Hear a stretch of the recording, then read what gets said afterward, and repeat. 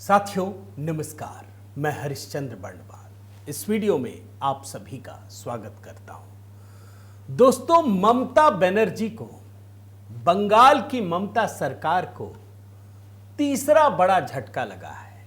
एक के बाद एक लगातार 3 झटके। और यह खबर इसलिए महत्वपूर्ण है दोस्तों क्योंकि यह माहौल बनाया जा रहा है, जैसे बिहार में माहौल बनाया जा रहा था ना कि बस इंडी गठबंधन तो जीतने ही वाला है, बस तेजस्वी यादव तो मुख्यमंत्री पद की शपथ लेने वाले हैं। ऐसे ही महाराष्ट्र में, ऐसे ही हरियाणा में, और यही हाल बंगाल का है दोस्तों। सब बोल रहे हैं ये बिहार में तो कर लिया, महाराष्ट्र में कर लिया, यहां नहीं चलेगा, ये बंगाल है। उसी बंगाल के भीतर दोस्तों ममता बनर्जी की सरकार को लगातार तीसरा झटका दिखाने जा रहा हूं। और चुनाव आयोग ने कितनी बड़ी कार्रवाई की है और किस तरीके से कार्रवाई की है, पूरा मामला ही उल्टा पड़ गया। टीएमसी के सांसद बोल रहे थे हम जा करके वहां पता नहीं क्या कर डालेंगे। चुनाव आयोग ने कहा आइए, स्वागत है, नाम भेज दीजिए 5 सांसदों का। ये बोले नहीं, हम तो 10 सांसद जाएंगे। बोले 10 आ जाइए, लेकिन उल्टे पांव दबाकर भागे हैं दोस्तों। और अब चुनाव आयोग ने वो काम कर दिया है कि ममता सरकार बुरी तरह से फंस गई है। वो बीएलओ के नाम पर चुनाव आयोग को घेर रही थी। बीएलओ के नाम पर भारतीय जनता पार्टी को घेर रही थी। उसी बीएलओ के नाम पर चुनाव आयोग ने एक ऐसा फैसला कर दिया कि ममता की सरकार ही फंस गई है। यह है असली कहानी। आखिर क्या है पूरा माजरा, मैं अभी आपको दिखाऊंगा। कम से कम 7 तरीके से, जिस तरीके से चुनाव आयोग ने जवाब दिया है, जो इनके सवाल हैं, क्या कहा है, क्या कार्रवाई की है, आज इसी को डिकोड करना चाहता हूं। भैया टीएमसी सांसद अगर उल्टे पांव भागे तो कोई छोटी बात नहीं है। आपके कमेंट की प्रतीक्षा है दोस्तों। आप जरूर कमेंट कीजिए, बताइए कि बंगाल में जो कुछ चल रहा है, चुनाव आयोग जिस तरीके से कार्रवाई कर रहा है, वो सही है या गलत है। और साथ में दोस्तों एचबी मेलोडी, वहां तो आप आइए ही देखिए गीतों संग की अनसुनी कहानियां, जो मेरी नई पुस्तक है दोस्तों। मैं एक सज्जन का नाम लूंगा, अमेरिका से उगेंद्र जी हैं, उन्होंने सपोर्ट किया। मैंने कहा था कि बहुत सारे लोग खरीदना चाहते हैं, या मेरी भी इच्छा है कि मैं कुछ लोगों को गिफ्ट करूं, खास करके जो स्वयं सेवक हैं या बाकी लोग, जिससे लोगों तक पता चले कि ये पुस्तक है क्या। तो उन्होंने सपोर्ट किया है। और मैंने आपसे इसलिए कहा दोस्तों कि बहुत सारे लोग खरीद नहीं पा रहे हैं, तो आप उनको खरीद कर गिफ्ट कीजिएगा। बहुत सारे लोगों ने किया भी है। तो मैं नंबर भी अपना दे दे रहा हूं, अगर आप चाहते हैं कि पुस्तक मैं लोगों तक पहुंचाऊं और अधिक से अधिक खरीद करके, तो दिए गए नंबर पर आप सपोर्ट कर सकते हैं और लिख कर भेजिएगा कि मैंने इसलिए आपको सपोर्ट किया है। और दोस्तों ये नंबर लगातार बढ़ रहा है। 4थे नंबर पर तो देख लिया हमने, देखते हैं ये टॉप 3 में पहुंचता है या नहीं पहुंच पाता है। मुझे पता है कि आपके जरा से सपोर्ट से ये पुस्तक अमेज़न की लिस्ट में नंबर 1 पहुंचेगा, ये मुझे पक्का विश्वास है। तो आप बिल्कुल अपना स्नेह और प्रेम दिखाइए दोस्तों। आइए शुरू करते हैं। 3 विंडो दिखाता हूं दोस्तों एक साथ। 3 झटके बताना चाह रहा हूं ना, मेन तो तीसरे झटके पर, 2 झटके तो मैं दिखा दिया। पहला झटका सुप्रीम कोर्ट से। ये सारे के सारे लोग लगे थे कि सर रुकवा दो जी, स्पेशल इंटेंसिव रिवीजन रुकवा दो। सुप्रीम कोर्ट पहुंच गया, आखिरी उम्मीद।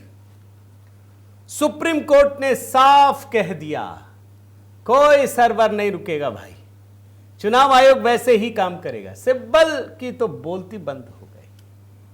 दूसरा झटका कल ही आपको दिखाया है।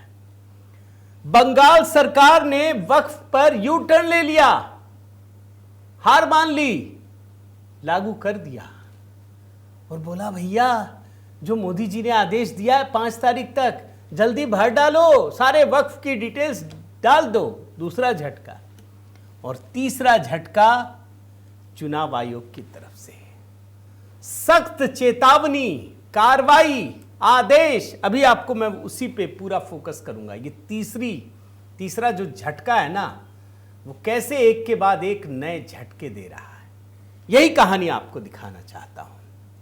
अभी आपको एक थोड़ा सा विजुअल दिखाता हूं दोस्तों। ये भारतीय जनता पार्टी का विरोध प्रदर्शन है।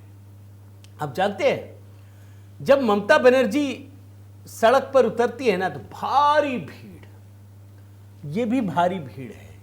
ये बंगाल का कल्चर ही है दोस्तों, कि जब नेता उतरते हैं ना, और अगर थोड़ा सा भी उनका जमीन पे असर होता है ना, तो एक जन सैलाब नजर आने लगता है। यकीन मानिए दोस्तों, भारतीय जनता पार्टी पीछे नहीं है। कोई कितना भी माहौल बना दे, बंगाल में भाजपा का समर्थन इस हद तक जा पहुंचा है कि अगर इस बार के चुनाव में ममता बनर्जी की सरकार पूरी तरह से वहां की जनता उखाड़ कर फेंक दे, तो आश्चर्य मत कीजिएगा। इसीलिए मैं कह रहा हूं, माहौल पे जाइए ही मत। अब आपको मैं खबर दिखाता हूं। टीएमसी के 10 सांसदों का प्रतिनिधिमंडल शुक्रवार को चुनाव आयोग के दफ्तर पहुंचा। अब खबर आने में भी बहुत टाइम लग जाता है, इसलिए मैं अभी दिखा रहा हूं। कौन कौन थे? डेरेक ओब्रायन की अगुवाई में शताब्दी रॉय, कल्याण बनर्जी, महुआ मोइत्रा, प्रतिमा मंडल, सजदा अहमद, डोला सेन, ममता ठाकुर, साकेत गोखले, प्रकाश बराई, ये सब पहुंचे थे। 5 सवाल उठाए, बहुत सारी आशंकाएं। चुनाव आयोग ने पूरा सुना, सब कुछ तरीके से सुना, जवाब दिया। अभी जवाब आपको दिखाता हूं, एक एक करके जवाब दिखाता हूं। लेकिन सख्त निर्देश दिए, सख्त चेतावनी दी। यह कहा कि सर, एक निर्धारित और पारदर्शी प्रक्रिया है, बीएलओ पर दबाव मत डालिए। आप दबाव डाल रहे हैं, आपकी सारी चिंताएं और आरोप बेबुनियाद है। अगर कोई भी व्यक्ति, और ये टीएमसी के लोग ही कर रहे हैं, बीएलओ को धमकाएगा या प्रक्रिया में हस्तक्षेप करेगा, तो उसके खिलाफ सख्त कार्रवाई होगी। मैं अपनी तरफ से एक चीज जोड़ देता हूं दोस्तों, चुनाव आयोग कहीं मिस कर रहा है। चुनाव आयोग के पास बहुत ताकत होती है। ये जितने नेता गलत बयानी कर रहे हैं, धमकी दे रहे हैं, साफ कर दीजिए कि 10 साल ये ना वोट दे पाएगा, ना चुनाव में खड़ा हो पाएगा, कर दीजिए।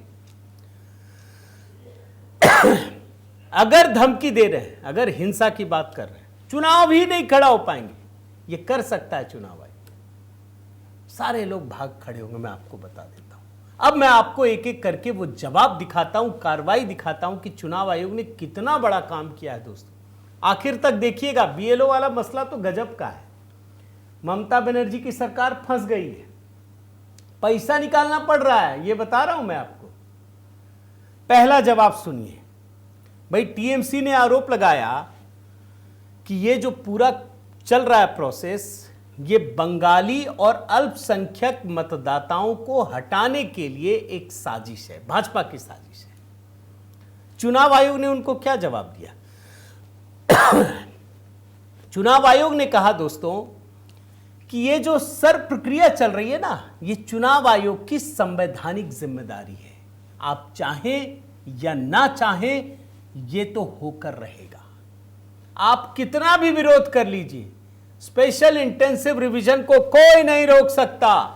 और यह भी कह दिया कि किसी भी सूरत में इस वोटर लिस्ट में सिर्फ भारतीय नागरिक का नाम रहेगा, किसी विदेशी मतदाता का नाम नहीं हो सकता।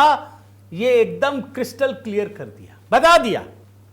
यह है जवाब नंबर 1। जवाब नंबर 2, यह आरोप लगा रहे हैं ना कि 40 बूथ लेवल अधिकारियों की मौत हो गई। बीएलओ, बूथ लेवल ऑफिसर जो होते हैं, इसके जिम्मेदार चुनाव आयोग हैं। यहां तक कह दिया कि खून से सने हाथ हैं आपके। चुनाव आयोग ने दोस्तों बड़ी सख्ती के साथ साफ साफ कहा कि यह निराधार आरोप है और राजनीति से प्रेरित आरोप है। और फिर चुनाव आयोग और आगे बढ़ता है। बीएलओ का नाम ले रहे थे ना। आज खांसी ज्यादा हो रही है दोस्तों, क्या करें, दिल्ली एनसीआर का मौसम ही ऐसा है। तृणमूल कांग्रेस ने यह आरोप लगाया था कि बीएलओ और डेटा एंट्री ऑपरेटर पर अत्यधिक दबाव है, धमकी का सामना करना पड़ रहा है। जानते हैं चुनाव आयोग ने क्या कहा? चुनाव आयोग ने कहा कि हम ऐसी शिकायतों को बड़ी गंभीरता से ले रहे हैं, और जो चुनाव आयोग के अंदरूनी सूत्र हैं वो कहते हैं इसके लिए पहले ही आयोग ने पश्चिम बंगाल के पुलिस महानिदेशक यानी डीजीपी, कोलकाता के पुलिस कमिश्नर को पत्र लिखकर कहा है कि स्पष्ट रूप से देखिए, अगर कोई धमकी दे रहा है बीएलओ को, कुछ भी कर रहा है, तो उस पर सख्त कार्रवाई की जाए। और चुनाव आयोग ने यह भी कहा दोस्तों कि तृणमूल कांग्रेस के कार्यकर्ता द्वारा बीएलओ को धमकाया जा रहा। उल्टा मर दिया, क्या आप बोल रहे हैं बीएलओ पर दबाव है? आपके कार्यकर्ता बीएलओ पर अत्यधिक दबाव डाल रहे हैं। इसके बाद चौथा जवाब दोस्तों, चुनाव आयोग ने टीएमसी के प्रतिनिधिमंडल को कहा है कि मैं जानता हूं कि आप राजनीतिक लोग हैं, बयानबाजी करेंगे, राजनीतिक बयानबाजी आपका अधिकार है, लेकिन आप गलत सूचना नहीं फैला सकते। आप चुनावी प्रक्रियाओं से संबंधित गलत सूचना फैलाने से बचिए। और जो नहीं कहा, जो नहीं लिखा है, मैं बता देता हूं, अब चुनाव आयोग सख्ती से कार्रवाई भी करेगा, यह कह दिया। इसके बाद जवाब नंबर 5 दोस्तों, अब देखिए कैसे चीजें आगे बढ़ रही हैं, किस गति से बढ़ रही हैं। और जो आखिरी वाला है ना, वो तो गजब है, वो तो मतलब उम्मीद से परे है, बढ़कर है कि चुनाव आयोग ऐसा भी कर सकता है क्या, और वो भी ममता सरकार के साथ। अगला सुनिए जवाब नंबर 5। चुनाव आयोग ने प्रतिनिधिमंडल से कहा कि 9 दिसंबर को सभी के साथ जो मतदाता सूची का मसौदा है मतलब जो ड्राफ्ट की लिस्ट है, उसको हम सार्वजनिक कर देंगे, आप सबको दे देंगे। इसके बाद आपका काम है, मतलब टीएमसी को भी कहा, बाकी पार्टी तो कर ही रही है भाई, भाजपा ने तो कर ही लिया वहां पे जाकर के बिहार में, कि आप जितने भी दावे हैं, आपके आपत्तियां हैं, उसको प्रस्तुत कीजिए। तब तक बीएलओ, ईआरओ, डीईओ के स्वतंत्र कामकाज में हस्तक्षेप मत कीजिए, जो कि आपके ही कर्मचारी हैं। अब आप मजे की बात समझ रहे हैं दोस्तों, ये बोल रहे हैं कि अरे भाई चुनाव की इस प्रक्रिया में कुछ खामी है।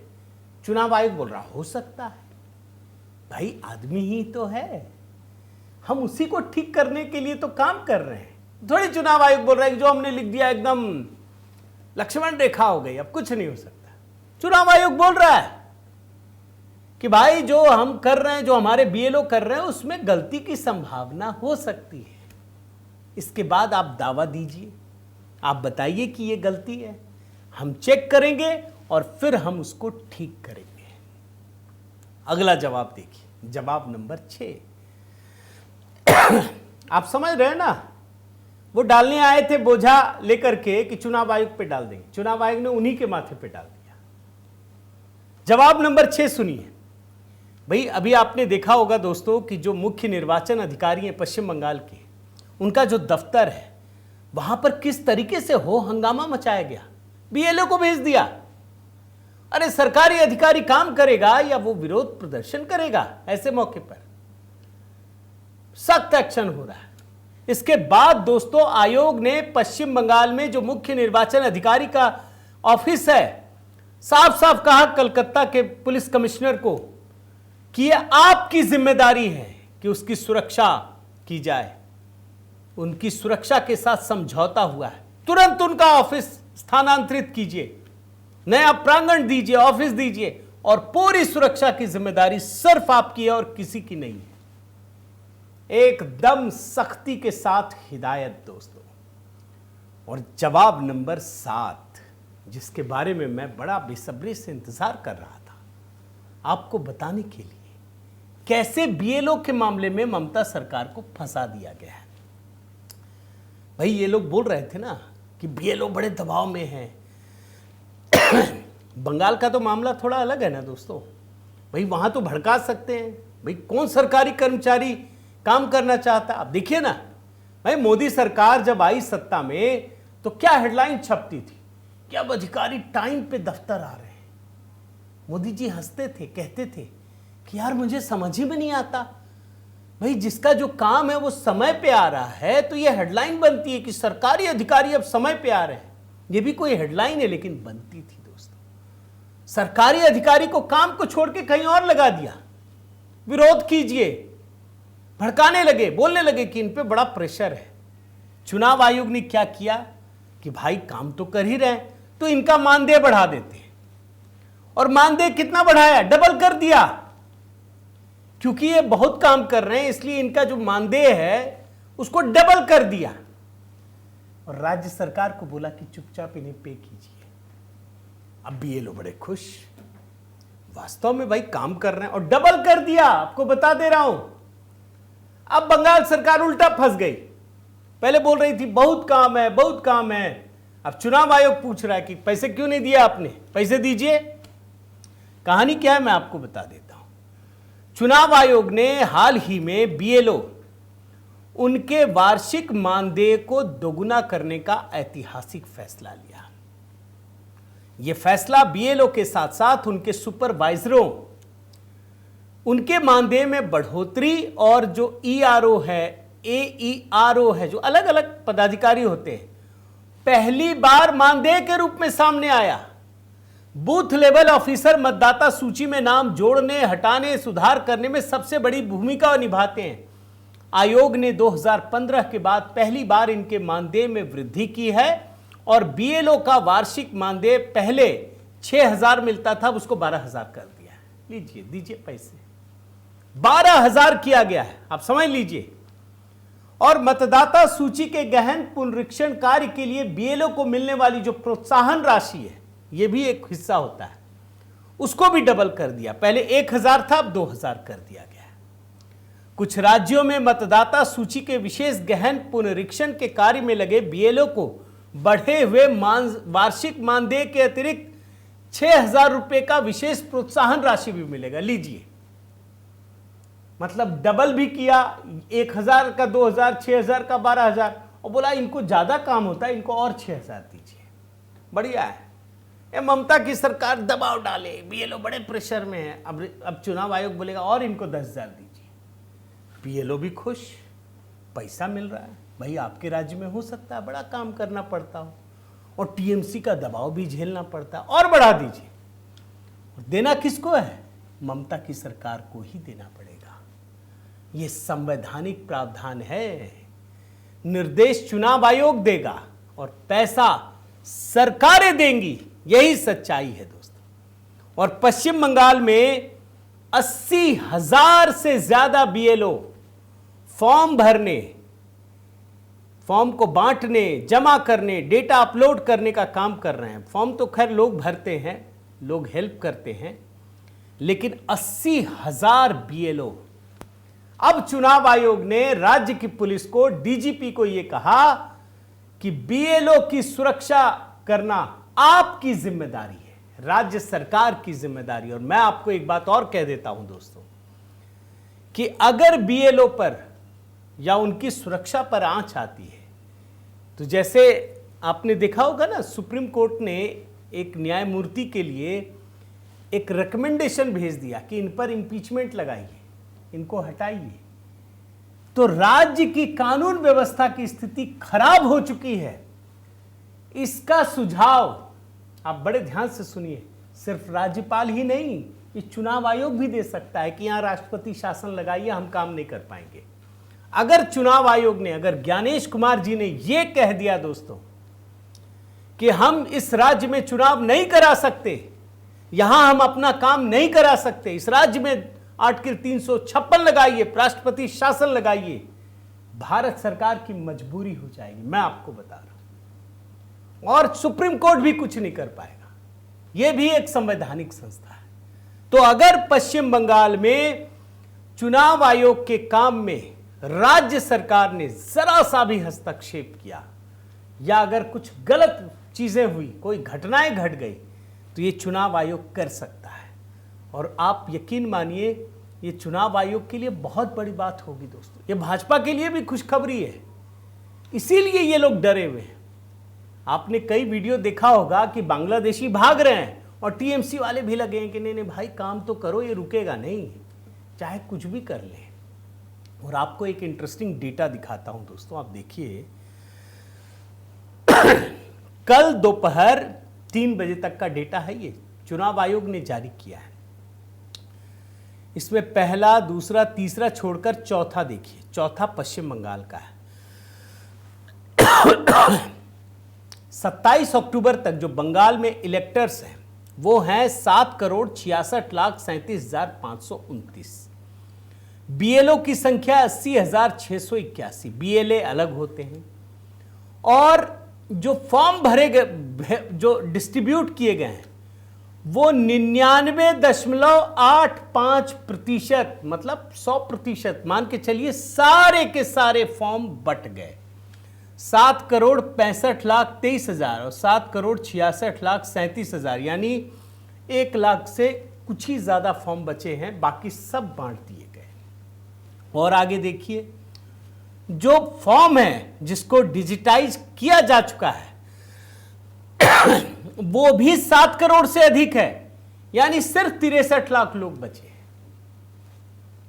ये 63 लाख लोग बचे हैं, कहानी समझ रहे हैं कुछ? कम से कम 10 लाख तो ऐसे हैं जिनको फॉर्म मिला, जमा ही नहीं किए, बहुत सारे भाग गए। अगर 60 लाख, गौर से सुनिए दोस्तों, अगर 60 लाख लोगों में हेर फेर होता है, ममता बनर्जी की सरकार नहीं बचेगी, आप लिख लीजिए। इसीलिए ये छटपटाहट है।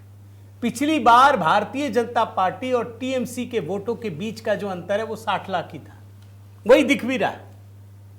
और अभी तो वोट बढ़ेंगे मटुआ समुदाय के, क्योंकि उनको सीए का असल बेनिफिट तो अब मिलना है, पिछली बार नहीं मिला था। 2024 के लोकसभा चुनाव से ठीक पहले लागू किया गया था, अब मिलेगा। अब आप समझ रहे होंगे ममता बनर्जी की सरकार क्यों बुरी तरह से बौखलाई हुई है। बस इंतजार कीजिए दोस्तों, पश्चिम बंगाल में एक नई क्रांति होने वाली है। जो तस्वीर आपने कभी त्रिपुरा में देखी, असम में देखी, ओडिशा में देखी, अब वही नया सूर्योदय आपको पश्चिम बंगाल में भी दिखने वाला है। मुझे तो दिख रहा है, बाकी आप ज़रूर बताइए। आप कमेंट करके अपनी राय ज़रूर दीजिएगा दोस्तों। आपसे निवेदन है कि अगर आपने चैनल सब्सक्राइब नहीं किया है तो ज़रूर कीजिए, लाइक कीजिए, बेल आइकन दबाइए। और हाँ, HB मेलोडी जहाँ गीतों का सिलसिला जारी है। मैं तो कहता हूँ दोस्तों, अब बांग्ला में गीत बनाने वाला मुझे तो नहीं पता, अगर आप में से कोई जो जुड़ना चाहे, बांग्ला में गीत तैयार करना चाहें, तो मेरा व्हाट्सएप नंबर स्क्रीन पर है और डिस्क्रिप्शन में भी, आप जुड़िए। और साथ ही दोस्तों, संघ की अनसुनी कहानियां मैं फिर से आपको याद दिलाता हूं कि जिस राष्ट्रीय स्वयंसेवक संघ के खिलाफ कांग्रेस पार्टी ने इतना बड़ा अभियान चलाया पिछले 70 वर्षों में, उसको पहली बार मैंने इतिहास में पिछले 5-6 वर्षों की मेहनत के बाद डिकोड किया है। 225 कहानियां दोस्तों, सिर्फ 150 शब्दों में। आप अगर एक बार पलट लेंगे ना 10 मिनट के भीतर, आप हिल जाएंगे। ऐसी ऐसी कहानियां हैं इसके भीतर, और सारे ऑथेंटिक सोर्स दिए मैंने। 250 अनदेखी तस्वीरें। आपको लगेगा कि राष्ट्रीय स्वयंसेवक संघ से बड़ा तो कोई संगठन ही नहीं था जिसने स्वतंत्रता आंदोलन में काम किया। महात्मा गांधी चौंक गए जब वो संघ के शिविर पहुंचे। अच्छा, ऐसे कैसे आप कर लेते हैं, कांग्रेस में क्यों नहीं किया? डॉक्टर साहब से, जिन्होंने स्थापना की, उनसे सवाल पूछे। गुरु गोलवलकर, उनकी भूमिका, आप हैरान हो जाएंगे भाई। कोई, अब सोचिए, आरएसएस जैसा संगठन, दूसरे सर संघचालक, उनको कश्मीर भेजा गया। किसने भेजा? नेहरू जी ने भेजा, चार्टर्ड विमान से, कि जाइए आप कश्मीर, अगर आप नहीं जाएंगे तो कश्मीर भारत का हिस्सा नहीं बनेगा। ऐसी कहानियां हैं दोस्तों। इसीलिए संघ की अनसुनी कहानियां जरूर पढ़िए। मैंने कमेंट में पिंड कर दिया है दोस्तों। लोगों को बांटिए, अमेज़न पर रिव्यू डालिए दोस्तों, तभी ये पुस्तक और आगे बढ़ेगी। और अगर आप मतलब सहयोग करना चाहते हैं कि हम लोगों को भी बांट सके ये पुस्तक अधिक से अधिक संख्या में खरीद करके, तो आप मुझे भी सहयोग कर सकते हैं। मेरा नंबर स्क्रीन पर है और डिस्क्रिप्शन में भी है दोस्तों। बहुत बहुत धन्यवाद। जय सिया राम।